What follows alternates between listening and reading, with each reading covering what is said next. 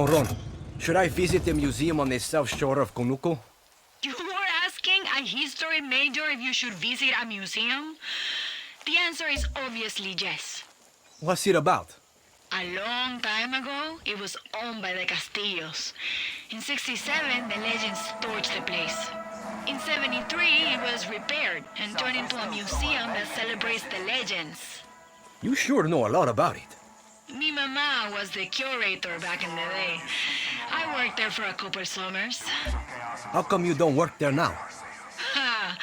Anton Castillo reclaimed the place and converted it to paint the legends as the murderers of 67. When we overthrew him, I told Yelena I want a museum. To live in? No, I'll bring it back to where it should be. A place that honors the legends of 67 once and for all. Until Clara Garcia has been swept away, and we have sailed together into paradise.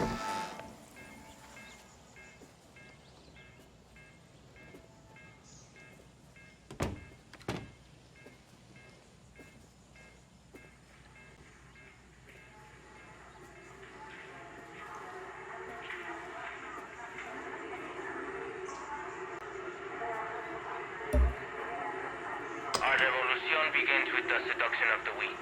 Propaganda pushed Is by that Diego? Santos Espinosa against Porque never had a chance. Castillo warps the vulnerable minds of his students. In the fall of 1966, he begins shaping his pupils into traitors.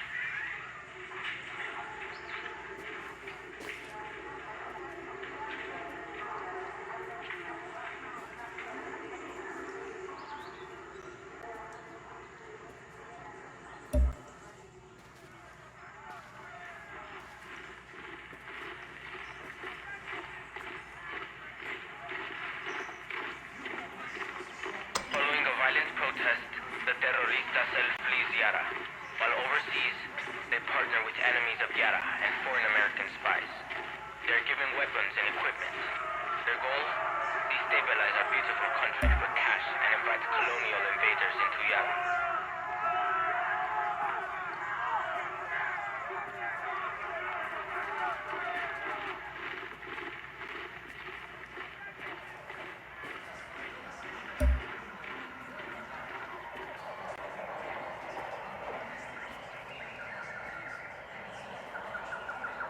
In early 1967, the terroristas return, and the tenacious Yaran army delivers them a crushing blow.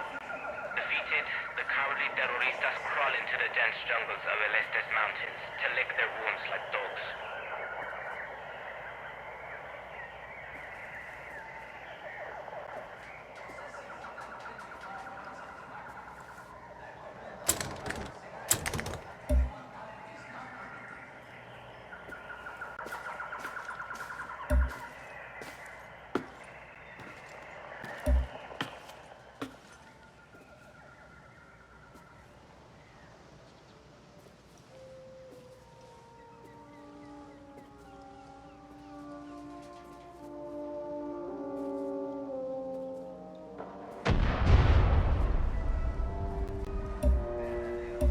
Logo once said, war is over when we are all free.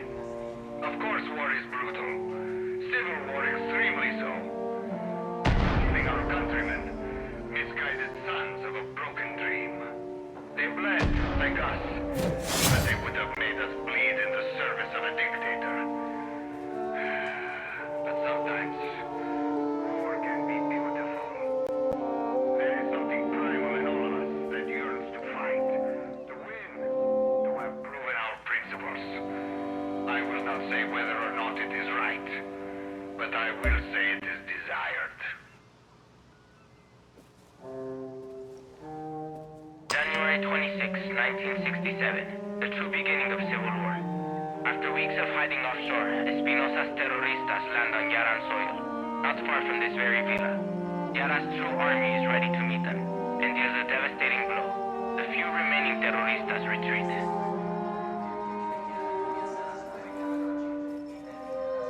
Summer 1967, El Presidente Gabriel Castillo enacts safety measures to protect all Yarans.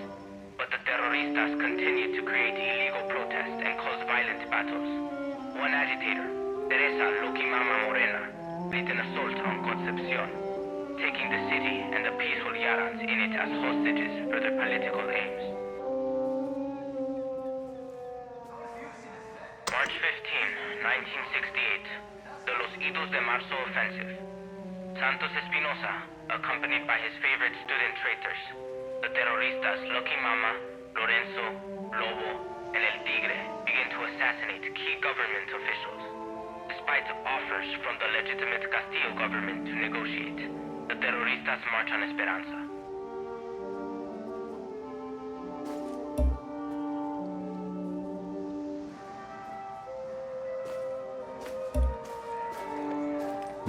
Sabias palabras de nuestro presidente, Antón Castillo. Are you a true Yara?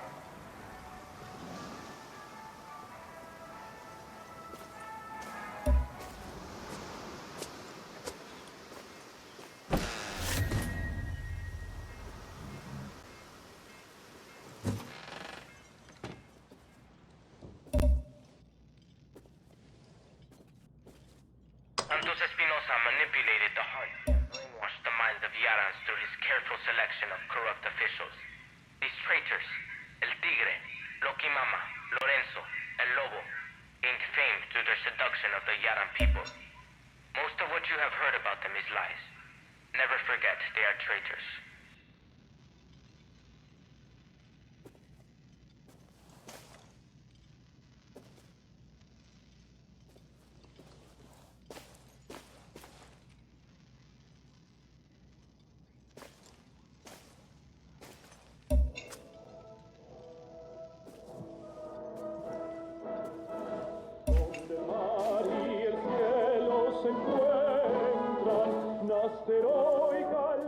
In a final act of bloodshed, the murderers of 67 completed their coup and executed Gabriel Castillo, my grandfather, and father to our glorious Señor Presidente, Antón Castillo. They robbed the capital of whatever they chose, including Castillo heirlooms and priceless items from our history. Fortunately, today, most of these items have been restored to us.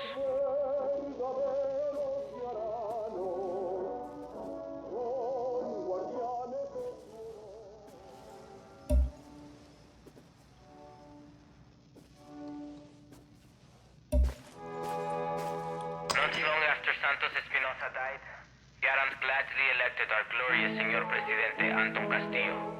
All along, Yarans have understood that the Castillo family are the keepers of its destiny. Now that a true Yaran has been restored to government, Yara can begin to rebuild what the murder